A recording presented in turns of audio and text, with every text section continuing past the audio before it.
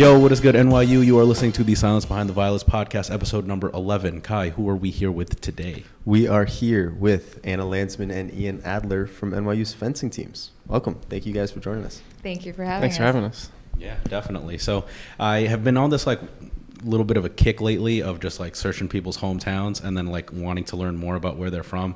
And Brooklyn, New York, not, not far at all. Very familiar with it. Though Ian, Malvern, Pennsylvania, I never heard of it. So I'm sure you guys' Venn diagram is real similar in the middle as to you guys' upbringings. Yeah, Malvern's just a suburb of Philadelphia, about 45 minutes outside of Philadelphia. I wouldn't describe it as very rural. I like to say all my neighbors had horses growing up, which is a true thing. And the road I lived on was called Old Barn Lane because it used to be a big barn. So it's much different than New York City.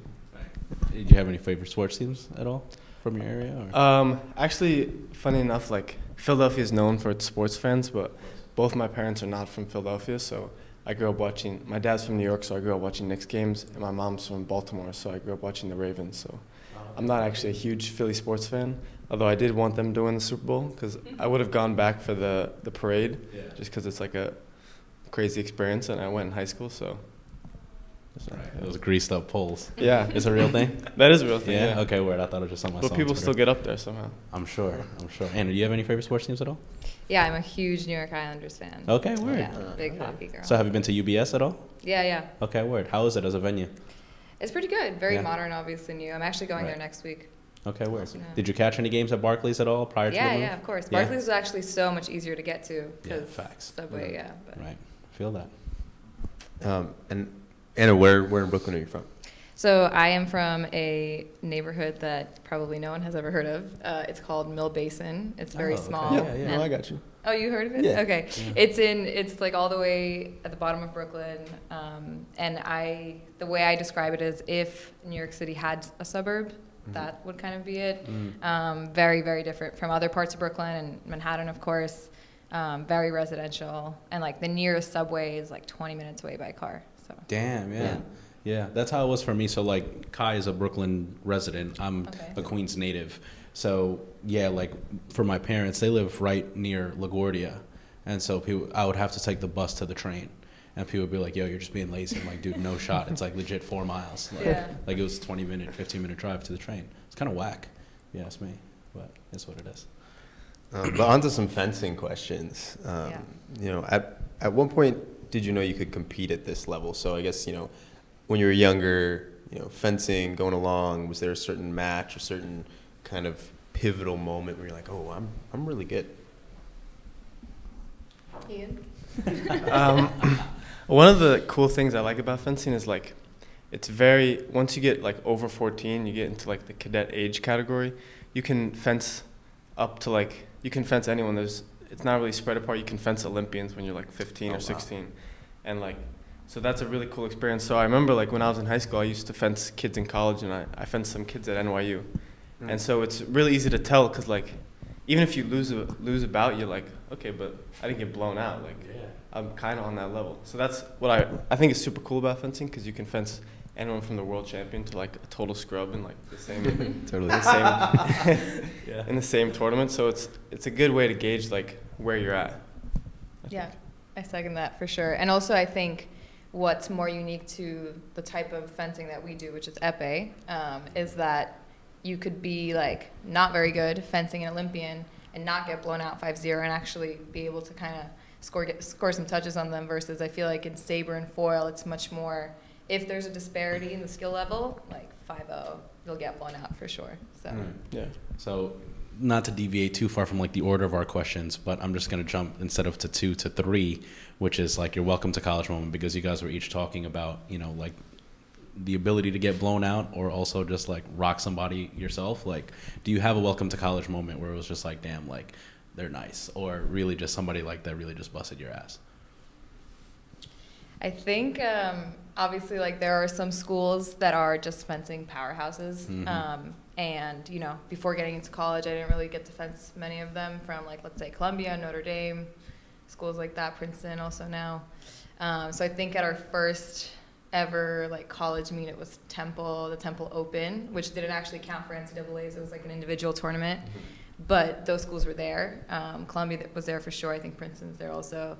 And just like fencing some of those for the first time, it's like, oh shit, okay, like, this is serious. You know, there's no like scrubs here who you can just warm up against and whatever.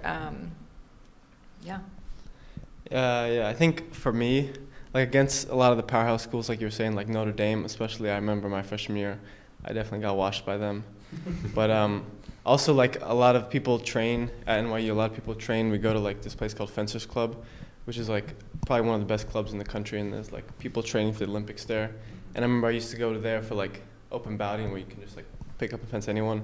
And those people, like, it was really a welcome to like high level fencing for the first time, because not only were they just like fast, but they were like so strong and just would like push you around like you were nothing. And that was a learning experience for me, definitely the first year. I did want to add though, I think that welcome to college moment, there also was some positives from that. I think for me, actually, I loved college fencing so much more than individual fencing like before, just because not only is it a different type of fencing, so you usually only do 5 touch bouts, which are more fun and shorter. But you also, when you fence, you have your entire team behind you. Like, whether you win or lose, you know that there's someone or a lot of people right behind you to cheer you up or to celebrate with you and whatever. So that's also like a big welcome to college moment. When I remember freshman year at that Temple competition, I think we had Owen McKenna, a foil fencer, who won that tournament.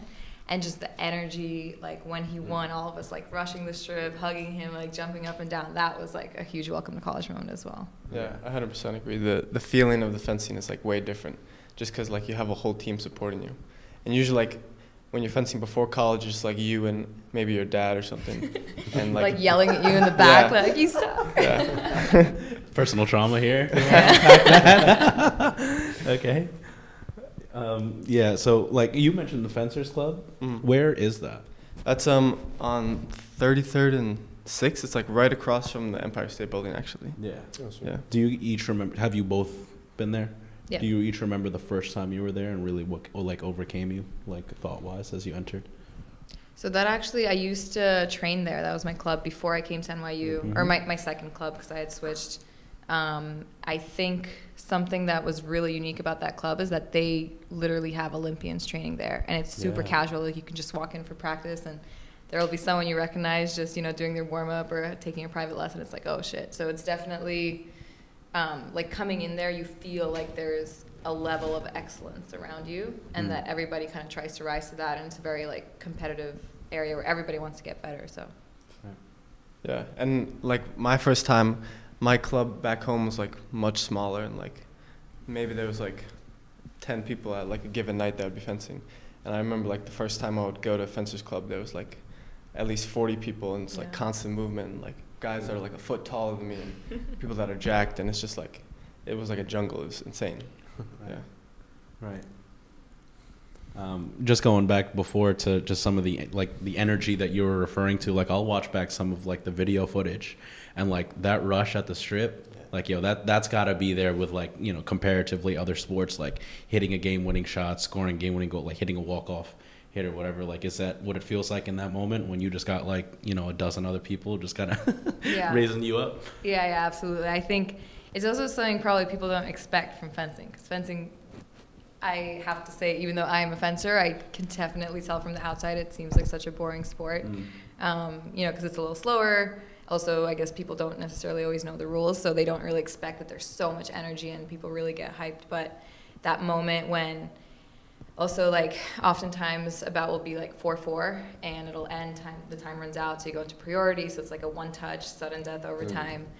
And when you have your whole team behind you, and also you see your opponent's like whole team, and like you're fencing that one touch, you could hear, it's like the room also gets so silent, you could hear like a pin drop, and then, I don't know, you get that touch, and then it's like a huge, you know, like it's just a rush. It's insane. That's awesome. Yeah, I agree. I think, and one thing I noticed, like it happens really fast all of a sudden. Like you start 0-0 and it's like feels regular, and then all of a sudden you have like both teams watching, and like after every touch everyone's screaming, and it builds it becomes like super dense, and the energy builds really quickly, and then all of a sudden like you said, you have 4-4, and then like it's either super happy or less happy. Going back a little bit, you know, obviously the fencing is, I'm sure, was a big driver given, you know, the fact that there's not a ton of collegiate fencing programs in the country, but what drew both of you to NYU specifically? For me, I didn't really have that many criteria. I guess the three main ones were, had to be on the East Coast. I'm an East Coast girl, wanted to stay here. Love that. Yep. Then it had to have a fencing team, a good program. And lastly, I'm interested in business, so I wanted to go to a business school. And NYU kind of fulfilled all of those, and I know the program was great, and that's why I wanted to come here. Yeah, and for me, it definitely had to be in a city because, like I said, I came from like a really rural place, and I wanted something like very different. And also, in terms of like academics, I didn't know exactly what I wanted to do, so I wanted to pick a place that had like a lot of options and I could like try a lot of different things. And NYU was like really perfect for that. And then also for fencing, I remember like one of the recruitment activities, like you do an interview, and I interviewed with the old Epic coach. His name was Cornell, and he was just like the most amazing guy, and like he really helped like make me be like, this is where I want to be for the next 4 years. Shout out to Cornell, we miss him so much. Yeah. Even just going back to like, you know, we talk about what drew you to NYU, but really what drew you to your sport overall? Like, was there somebody that kind of nudged you along? Was some that, you know, maybe you just saw it on, you know, whatever it was, like on TV or something, you know, like what got you into your sport? So the way that I got into fencing was, growing up, I was pretty athletic. I did like so many different sports, but my main sport was rhythmic gymnastics. And so I did that for a long time, like 8 years or so. But when I was like around 12 or 13, I realized that my heart wasn't in it as much. And also that's not like a sport you can do forever, or for a while. So, and then someone, that was doing that sport with me, their brother started fencing at this club near me in Brooklyn. And I was like, you know what, like, I'm looking for a new sport. Let me just try that out. That sounds so cool. And I don't know anyone else who does that. Yeah. And then I just tried it, and I liked it probably because it was such a contrast to rhythmic gymnastics. Like, the one thing I always remember was, like, for tournaments, or I forgot what they were called. Yeah, I guess tournaments. You know, it was all about like the performance aspect. You'd have to look good and, you know, have your like sparkly leotard or whatever, and you perform for judges. And so it was very subjective. But then fencing, totally. It's like, first of all, you're wearing a mask. No one can see you. You're just in it on your own. You're doing like your thing. You don't have to do things like pretty. You just get your touch, and very objective. You know, if you got your touch, no one can tell you did it, or no one can tell you, you know, you didn't do well enough. So that's probably what drew me to that. I really liked like the contrast of the two sports, so that's why I stayed.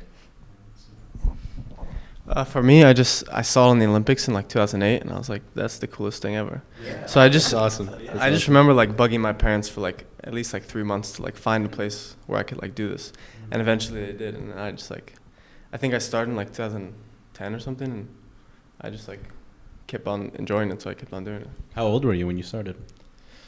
Probably like 10 or 11, I think. I was gonna say, was the bout you watched, do you remember if it was épée? No, I'm pretty sure it was foil. Okay, really? Yeah. Okay. I was gonna say, I think saber looks the most exciting for outsiders. Épée is definitely like boring for the outsiders, but it's okay. Well, it's funny you mentioned what you did before, Anna, about like, yo, like I'm a fencer, but I can say, or at least see where it could potentially be boring. I'm a baseball player. That's boring as hell. Yeah, I'd be out there just picking grass myself, and I'm like, oh shit, I'm in this game. Like I'm playing second base, and I'm fully all the way checked out. So I feel that. That's self-awareness on our part. I was shooting a quick interview in your fencing room earlier this week, which, first of all, I'm just going to go on a quick tangent. We're in the new building. We just made no mention of this at the beginning. Right. We are in the Paulson Center. There are certain parts that are operational, so that would be the fencing room, wrestlings as well, with the rest, you know, to come soon. But yeah, I was shooting a video interview in there, and really my job was just to like get a couple of quotes on like people's first impressions and stuff like that, as well as, you know, hey, having, you know, everything here at like a new home, the home, you know, what that'll mean for the program. First of all, I'm just curious before I get to my next point as to what you guys' first impressions are thus far.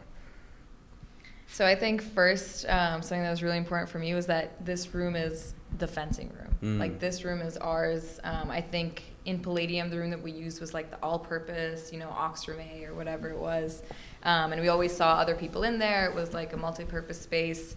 And whenever we were in there, it just felt like, you know, temporary, even though that is where we trained for so long. But then walking in here, like seeing, I don't know, it just felt like, okay, this is going to be for us, you know, especially, I'm sure there's no strips in there yet. So it's just like 4 walls and a floor, but especially I think once we get that in there, it'll be like our home. And I think that'll also definitely contribute to how we feel like training in there, gathering in there. I don't know.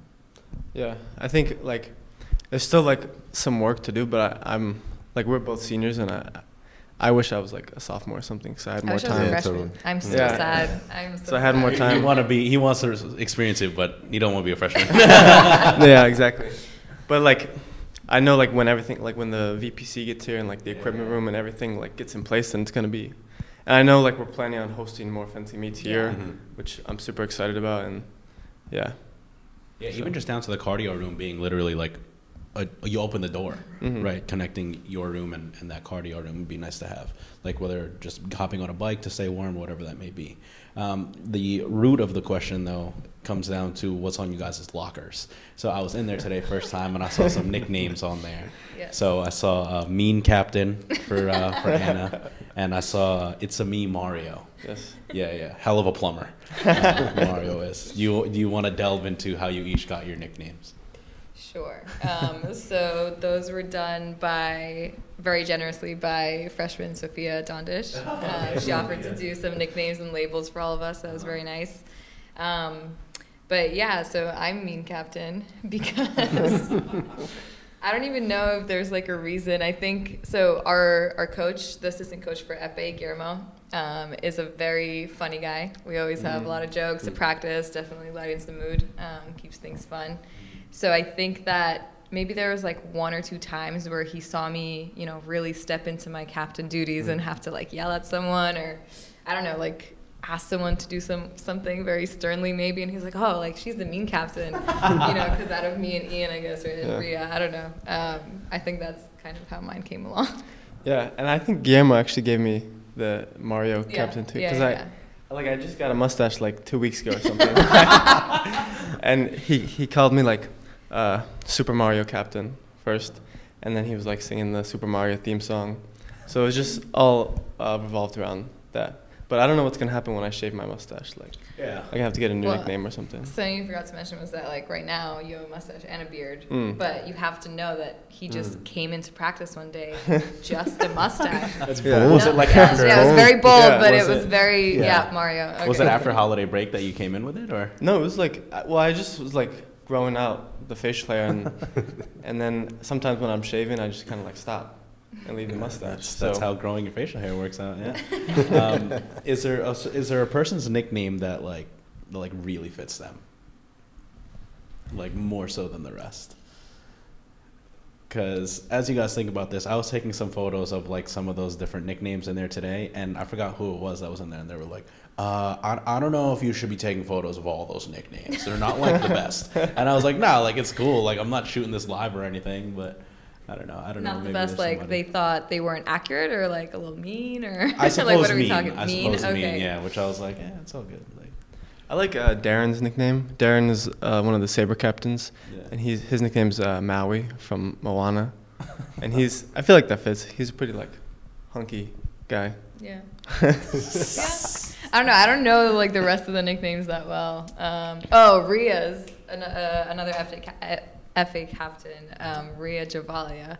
So she wears glasses, and when she fences in them, which is kind of rare, I feel like, because many people either like switch the contacts or whatever. But basically, whenever she fences and she either scores a point or like scores like one of those 4-4, 5-4 win, she like rips off her mask and her glasses go flying. Like the last time it happened, we were at Harvard and she won like a bout in priority, and she like ripped off her mask and they literally flew to the other side of the room. Like we couldn't find them for a while. It was Dramatic the whole thing. effect. But her nickname is Flying Glasses. So very, very fitting, very accurate. pretty good. You guys don't wear glasses, do you? No. I wear contacts. Okay, word. Yeah, I wear contacts too. If I were. Also, you made mention of the masks. New masks, so far, with the monogram. I don't know about you. I think they look really good. Like they have the logo on the outer part. So some people have them. Some people have them. I've seen it in the photos. Okay, yeah. Those with I was them. like, oh my God, are we all getting them? Because we were supposed to. Well, we're gonna surprise you today. I wish. So some people who last season went to NCAA championships got those stencil on there. I think they look sick. I thought, Ben said we were gonna get them this year. It didn't happen. Well, I think there's still time. I'm still holding out hope that we get them. It's not a little spray paint and a stencil. You know what I'm saying? Right. Yeah, I was like, give them to us. We can do it ourselves. Yeah. Team activity. Right, exactly. Well, to that point, like the fact that more fencing or fencing meets at all are going to be coming back and being hosted by us is huge, even from like Kyle and I's side as communications, because I feel still very naive to the sport, even though like I do have to cover it sometimes. But I understand the scoring system. I understand when I get a score sheet, I can read it and I know what happened. But I've never been to a match. I've never actually seen it and kind of understand some of those intricacies. So I'm really excited to see that in action. But I also just have a ton of probably really dumb questions that have popped in my head. I mean, first, like the 3 weapons, of course. Sound like they're very different. I don't know if it'd probably be too long of an explainer, but like what are some of those big differences? What changes when you like from weapon to weapon?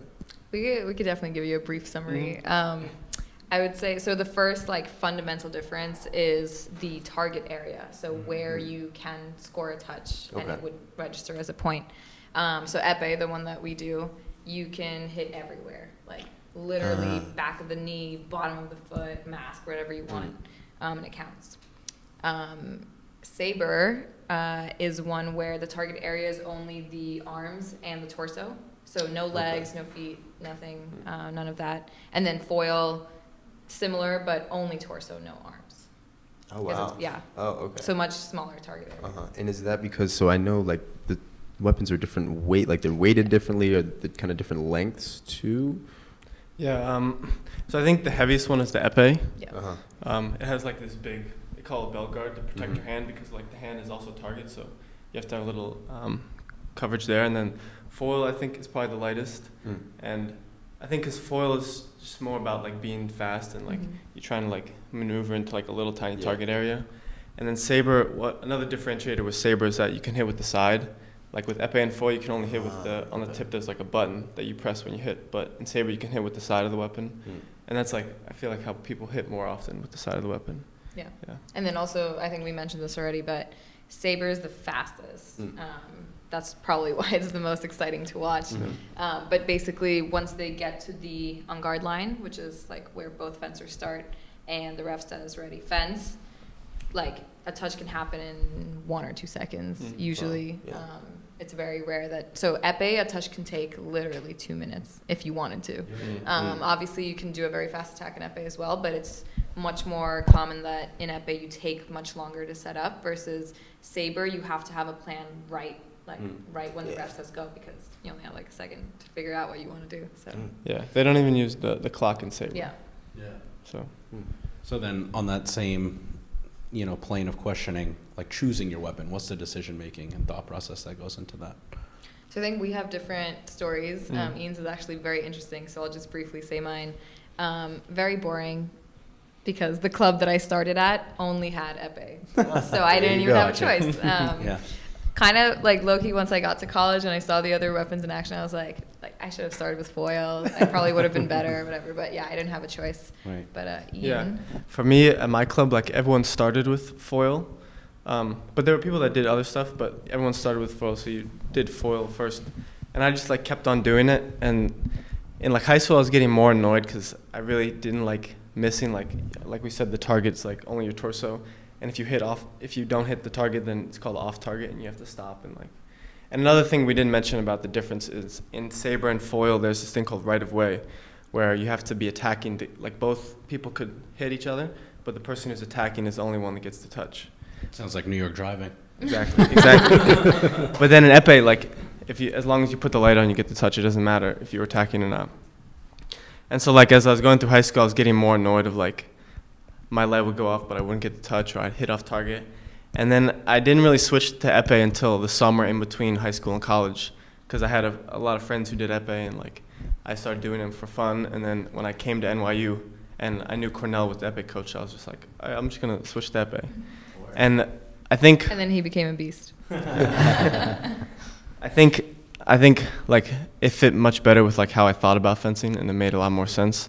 And then also like going to FC, I had to learn like really quickly to like get rid of all the habits that worked in foil that were not going to work at epee anymore. So yeah, I've only been fencing epee for like 3 or 4 years now, but I think I'm way better in epee than I ever was in foil. So to get a little bit more granular, is there like a peek behind the curtain that you can give as far as like certain, like you said, habits that work for one versus the other that, you know, that you had to shake, that, you know, you tried to, you know, get rid of, and then new ones that you tried to adopt? Yeah, one of the big things is like in foil, it's very classic to like, because as long as you're attacking, you get the touch, you can like have your arm back, and just so the person like can't try to disrupt your blade, so you can have your arm back until the very last moment, and you stick it out. But in epee, if you do that, you're gonna get like killed, and that's what I like. When my first like couple months here, I used to have like bruises all up and down my arm because I'd pull my arm back, and then when I attack, they just hit me on the arm over and over again. So it was pretty good like negative reinforcement to make sure I stopped doing that. Yeah. And so like in epee, you just have to make sure your arm's like straight out right away. And it's much, and we're talking about how it's much slower. You have to be much more patient than I think in foil.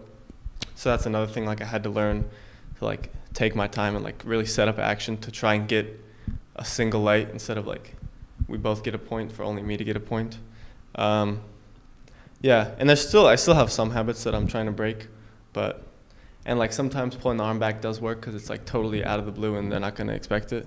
So, but I think I'm pretty totally converted by now. Yeah. That actually brings up another one of my nice naive questions that I have. Level of pain and injuries, because you know, like literally these are weapons. I know there's, you know, great protective kind of gear that you wear and everything, but you mentioned the bruises. Like what, you know, what's the worst that could happen, I guess? I mean, like if you're talking about like the worst.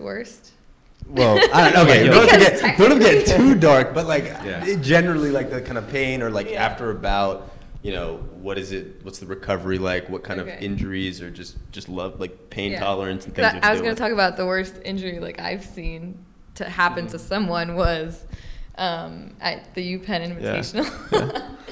I shouldn't be laughing, but no, it's actually like really bad. The UPenn Invitational like 2 years ago.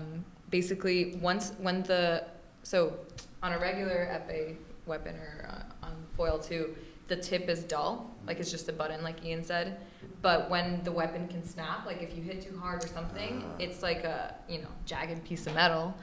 And what happened was someone was fencing epee and their weapon broke and the jagged part went into their hand and like punctured it. I don't know. It was really bad. So that's the worst I've seen. I don't think anything like that has ever happened to anyone on the team. Thank God. That guy's fine now, by the way. Yeah, he's fine.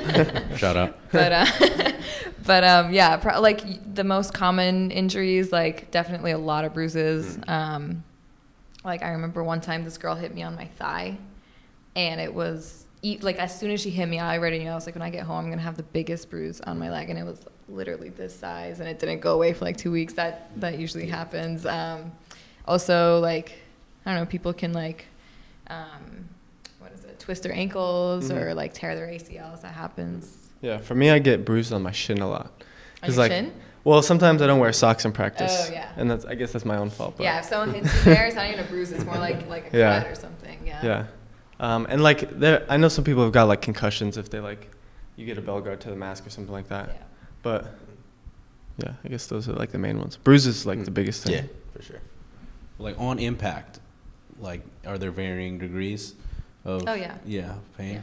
Like the quad, that's a rough one. Yes. Like you get kneed in the quad, which I'm sure it felt very similar. Getting kneed in the quad is just debilitating.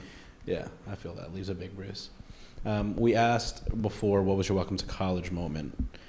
Wanted to ask, and this might be a little skewed for you, but I'll start with you, Ian. Like a welcome to New York City moment, whether it would be something wild that happened out in the street, in the subway, you know, whatever that might have been. And then I suppose, Anna, to modify it for you, following Ian's answer, maybe any wild subway stories, right? Because we all, even as native New Yorkers, have them.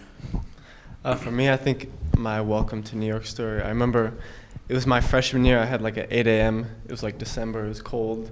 Like the sun wasn't up yet. And I was walking to class and I saw this like lady and I was like, why is she like bending over like that? And then I was like, wait, why aren't her pants on? And she was like just taking a poop like right on the side of the street, and then like picked it up and threw it in the trash. So like I guess good for her for throwing it in the trash. But that was like a shock. 8 a.m. like sun wasn't up. I was like half awake, cold. I was like, damn. Yeah. Where was this? It was like right on like Waverly Place. Okay. Like I was about to walk into the building, and I was like, what? Oh. Yeah, okay. Yeah, I've definitely seen that too. What did you ask me? Wildest subway stories? Yeah, I mean, I suppose that you wouldn't necessarily have so much of a welcome to New York City moment as much as you would maybe more likely have a wild subway story.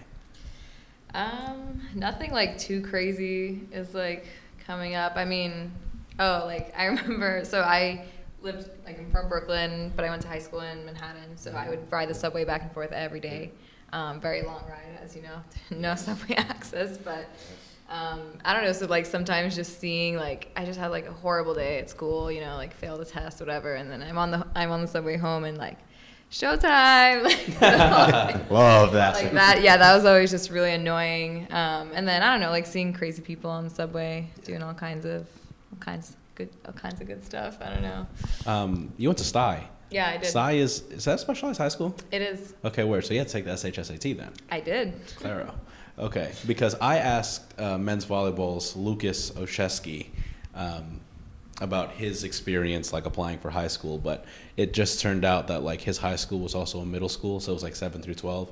He was like, ended up saying, Okay, yeah, Hunter College High School, and so they're not specialized though, right? No, I know that they're not, but I was like, okay. like just like overall being a middle schooler applying to high schools in the city, like it's like a college process. Yeah. The SHSAT is wild. Yeah. Like they're a prep class for it. I took it too. Yeah. Clearly it didn't work out. They're like prep classes like for 5th graders. Like, Yeah, it's wild. Yeah, it's insane.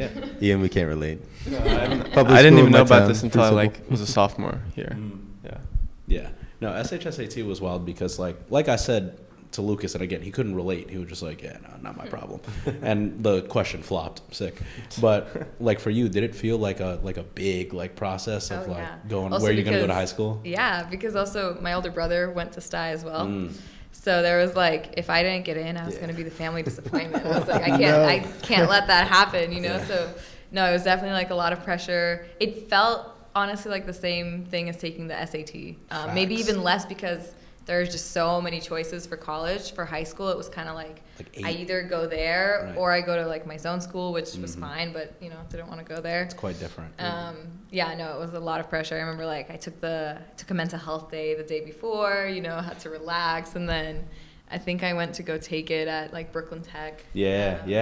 Where did you go to high school? I took the SHSAT. I only put Bronx Science down because that's where my brother went, and I am the family disappointment. Okay. Yeah, that's why at Thanksgiving it's quiet. But no, I went to a super small school. I was telling Lucas, this really small school in Astoria, the International Baccalaureate School for Global Education. Okay. Yeah. You know, there's a few IB students that work on our student staff, and so they know what it's like. I mean, it's kind of like the specialized high school route. Yeah. Anyways, that's for the niche audience. Yeah, and you made Kyle's week with that one. Yeah. Just saying. For sure. Kai, if you want to get into like program history. Yeah, for sure. Back to fencing a little bit. Of course, NYU super storied fencing program, back-to-back national championships in the 60s. There you go. Yeah, I know that. Hey, we're here to educate. Super storied history. I mean, the fencing program is one of the longest standing athletic programs here at the school. You know, I guess your reaction there might kind of answer the question a little bit, but like, what does that mean to you, if anything? Did that kind of was that a draw, or I guess kind of how do you all and the team how does that impact your experience on the team, basically? If at all, it's okay to say no. Yeah, I don't know. I was gonna say that I feel like NYU isn't really thought of as an athletic school. Definitely, I wasn't. I mean, one of my criteria was going to a school with a fencing program. Obviously, I knew they had one. I knew it was pretty good. I knew some alumni. But it wasn't, I wasn't going to be a Div 1 athlete, and make that, I was more choosing for the college. But I think, I don't know, they're definitely, NYU athletics is a huge part of the school. I think also maybe in more recent years, the department has been kind of more ramping up. But maybe something that was historical for me was that our old coach, or the old head coach, Steve, was the head coach of NYU for 42 years. Long time. So just knowing that kind of helped put things into perspective.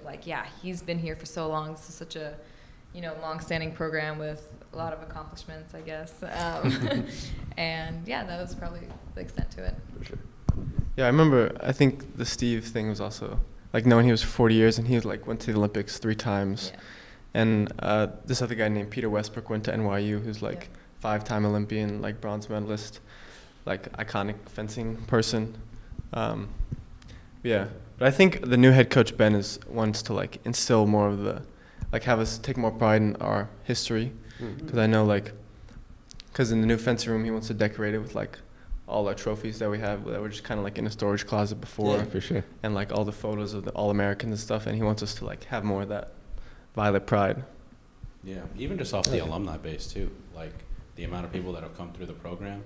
I mean, I'm sure that maybe if it isn't evident now, it'll be something of significance later on.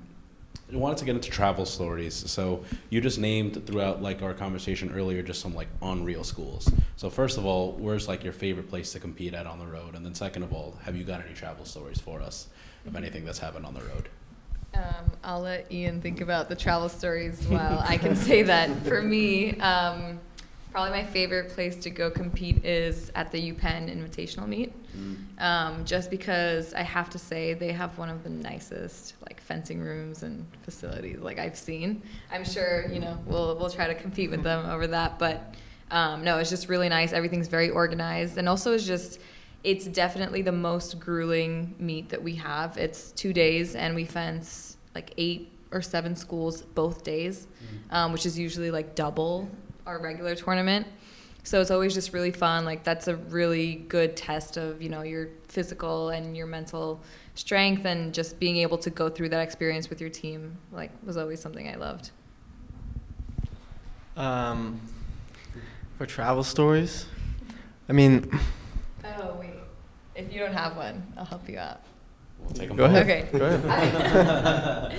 Well, I was gonna say, I don't know if you want to talk about also the last year when we went to Boston and we got snowed in. Right.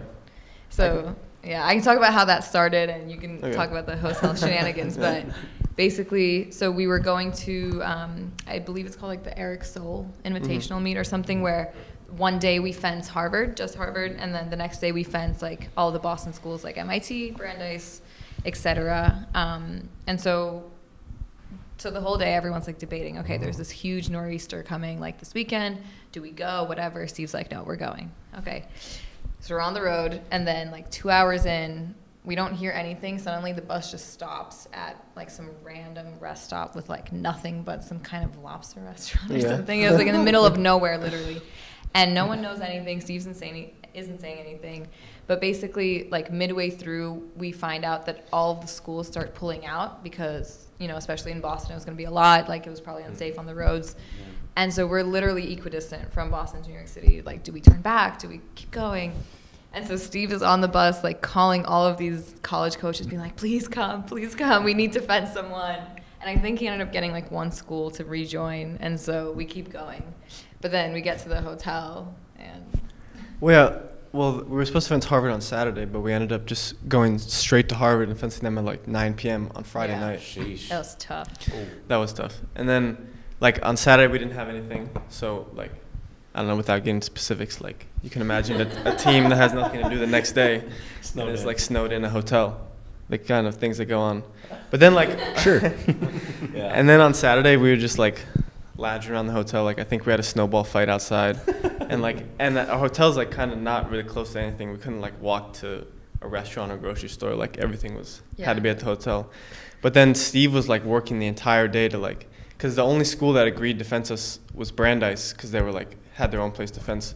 But to have like a meet, we have to have a athletic trainer or like a medical person there, and we couldn't find one. So he was like all day searching for one, and he found one because like the bartender at the hotel, her husband was a high school football coach, and they were able to get like that high school's like athletic trainer to like come just like sit there, because like unless someone gets injured then they don't want to do anything, so just like sit as we fence Brandeis on Sunday. So yeah, that was quite a but the whole day the whole team was like praying, please don't get a trainer, please don't get a trainer. We weren't really we were just exhausted. We were having a lot of fun. No one wanted to fence the next day, but that's a good one for sure. This next question is this one I thought of prior. Most of these naive questions just popped in my head because I'm like, whoa, I need to know. But the fencing ecosystem, if you will, I guess, because I assume most high schools don't have high school fencing teams. In New York they do. Like I fence in high school. Oh, okay. Yeah, there's like a public school athletic league. And PSAL. Yeah, PSAL. Yeah, so they do in New York. In Long Island, Long Island and New Jersey have like really robust programs. Did your high school have fencing? No, there's no high school fencing in Pennsylvania. Anywhere in Pennsylvania? Not that I know of, okay. no. Yeah. Right. I mean, that's dope to hear for sure. But like, as like when you're younger, obviously then there's the clubs, and then even like I know that you all still compete at some competitions that aren't like NCAA competitions throughout the season. And seems like there's just a lot of kind of layers to it. And even some of your answers like, oh, college fencing's so different. You have the team behind you. So I guess like, what is the process like coming up through fencing? I guess it's different if you have a high school team and have that support system. But yeah, what is that ecosystem like? And I guess how do you rise through the ranks of the fencing world? So when you start fencing, I think usually you like just practice and train for a little bit before like your coach says you can go to competitions. I mean, maybe it's different for everyone, but I remember I trained for like a good year probably before I went to my first tournament. And then, same, yeah. Mm-hmm. And then I think you usually start with some regional competitions, or if your club hosts competitions, you do those because they're like very low stakes. Regional competitions, like they have a bunch in New York, Boston, Pennsylvania, I'm sure too. And then again, so Ian mentioned before, there's age categories. So there's like Y10, Youth 10, Y12, Y14, and then you get into cadet and juniors. And so there are national tournaments called NACs, North American Cups, that you start to go to for like those age categories. And then, yeah, you do a combination of both, I guess. And then the way that you kind of rise is there are the national point standings. So you go to tournaments, you get a certain place, and if you get high enough, you get points, and then, they combine throughout the season. Yeah, I think that's how you get up there. For sure. Yeah. Basically when I started, like I did a lot of local things, just like low stakes, just the club was like hosting, and you pay like $20 and you get to fence, and at the end you get like a little medal or whatever. And then I used to go to like New Jersey all the time because that's where all like the regional and especially like the youth regional stuff would go. So like, and all the events started at 8:00, so I had to wake up at like 5, and my dad would drive up to New Jersey, so we'd be there. And then you start like, when you go to NACS, you're like, they usually, I feel like a lot of times they're in the Midwest, like in Ohio. In the middle of nowhere. Oh my God. The amount of cities I've been to that I would have never thought to go to. Cincinnati, Louisville, St. Louis, all these like random cities. You go there for like the weekend to compete. So, yeah. That's cool. I appreciate the education for sure. You go ahead. Just leads into another one that I had. Collegiate fencing, the uniqueness of it, right? It's not split up into divisions. Everyone's in the same one division. Of course, even NYU, the rest of the athletic programs are Division III, but the fencing team is in what they call collegiate fencing. It's one. So, I guess is it a source of pride that you are competing at the same level as these schools like Duke, Notre Dame, Columbia, and really kind of in an elevated, I guess, level than most other sports? Yeah, 100% source of pride. I think also NYU's it becomes like the underdog, especially when we face a lot of these schools, which is such a great source of motivation. It just feels that much better when you get to beat schools that train every single day, sometimes even on the weekends, like have lifts every day, have much bigger facilities, have much bigger squads to practice against, and obviously like they have a very robust recruiting system, so they get the best of the best, even international talent. And so being able to fence against them, I think, one, makes us want to elevate our game for sure, and then it's definitely like a great motivation, and it's really fun fencing those schools.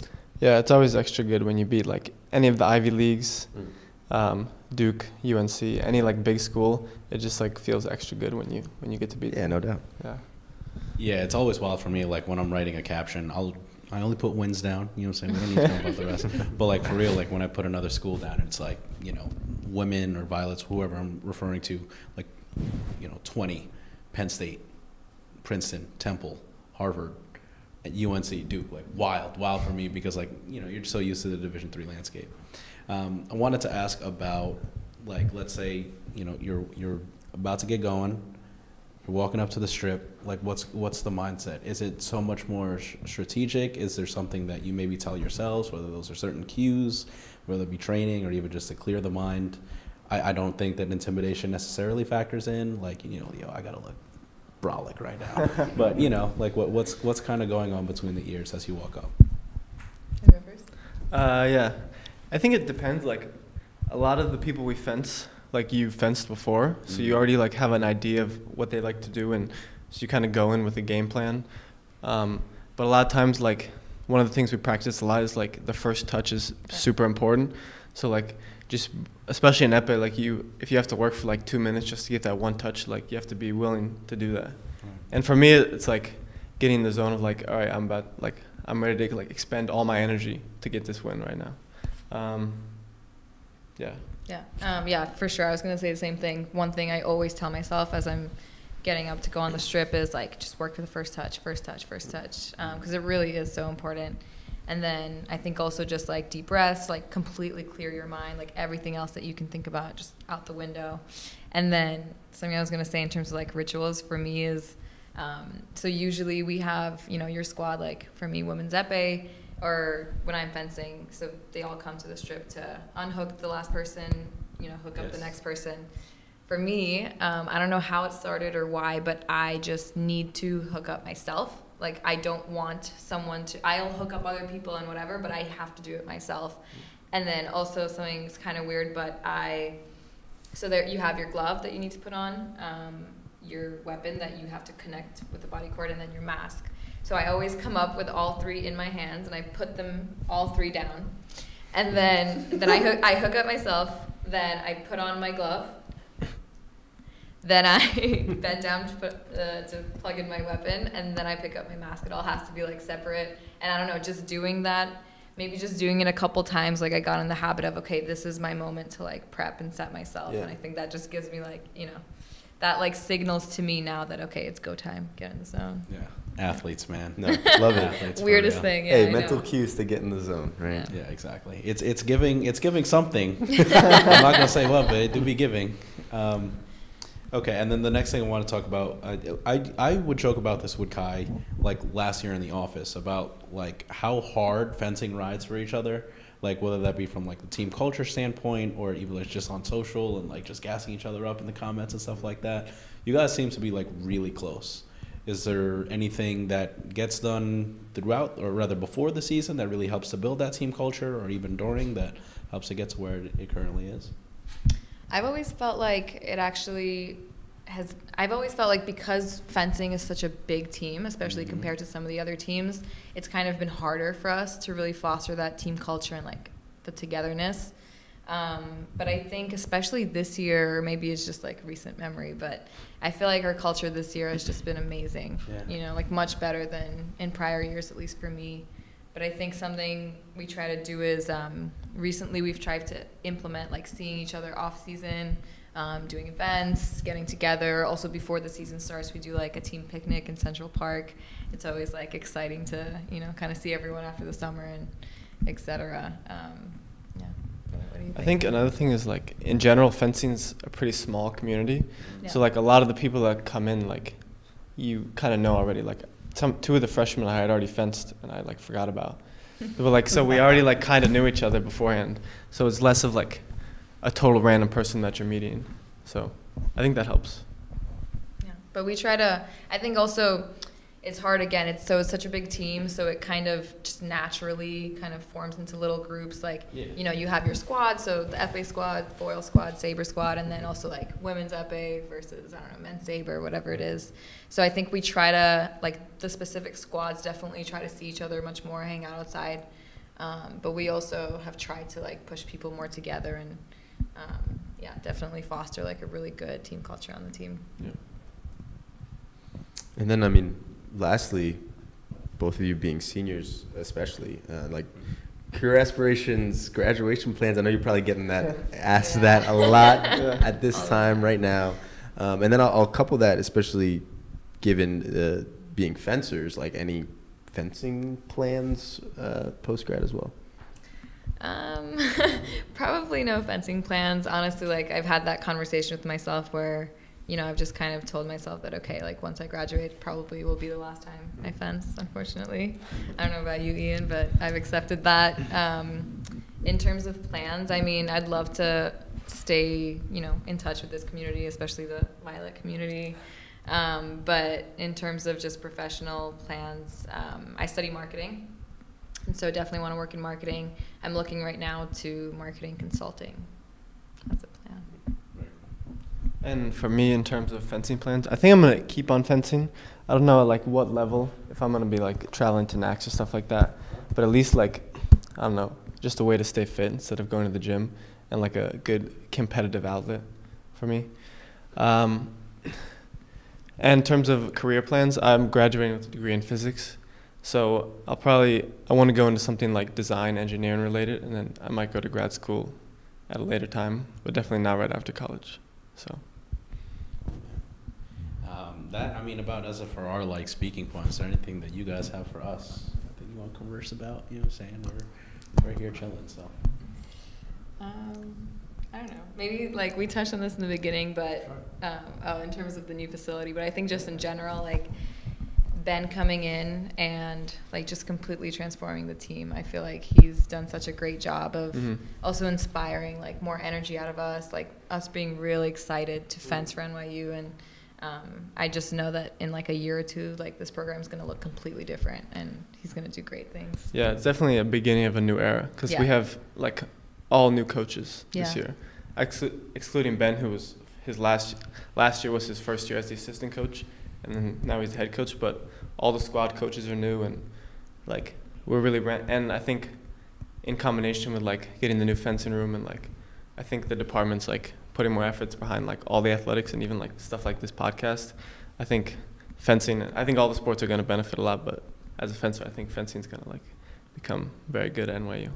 Yeah, Ben being a younger guy, I mean, there's definitely something to be said about like youthful energy, but also just overall, like how you said about just a new coaching staff, about new energy, right? Mm-hmm. Like just because things have been done a certain way in the past, or, you know, certain way things have been, you know, taught or practiced a certain way in the past doesn't mean it always has to be that way. And I think like for us in our generation to, you know, continue to have people around us that are adaptable in their ways, I think is pretty big. Ben's been, obviously I can only speak to like the working side of it, but like he's been awesome. And like whenever it comes to like scheduling something like this, he's like all about it, right? Whereas, you know, there are some other programs where it isn't as easy to schedule. I'm just like, bro, like we, like help us help you. Exactly. Yeah, like we want to publicize your program.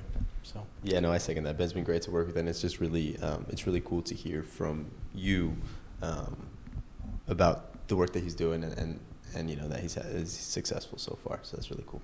Yeah, and I think in terms of fencing, like I think what's interesting is Ben was a competitive fencer like 7 years ago, and you can like still feel that, like especially when he's coaching, you can feel like he kind of, I don't know if he wishes he was out there, but I think he does. Yeah, like he's definitely a competitive guy, and it's like really cool to feel, because sometimes you have like a lot of fencing coaches are like older people that more of like the wise Yoda kind of character, but Ben is much more like hands-on and more aggressive, and you can like feel that competitive energy, and it's like inspiring. Yeah, you know? And also because he was like literally in our shoes, you know, several years ago, I think he connects with us so well, and he knows what we're thinking, he knows what we're feeling, and I think he's able to read like what we need really well. Yeah, best leaders are good communicators. Yeah, and I think that's all you can really ask for. Like I've played for like older coaches too, and they're talking about like in their day, and I'm like, yo man, like I got nothing for you. Like the relevance is kind of out the window. Yeah. So no, those are really good points that you brought up. I'm glad that you did. Kai, you got anything for us? I'm good. It's been a lot of fun. Cool, awesome. Anna, Ian, episode 11 in the books. Thank you guys for coming through. Thank you. Appreciate it. Keep it locked to go NYUathletics.com and NYU Athletics on social across the board. We have a new episode every Monday. Keep it locked. Thanks.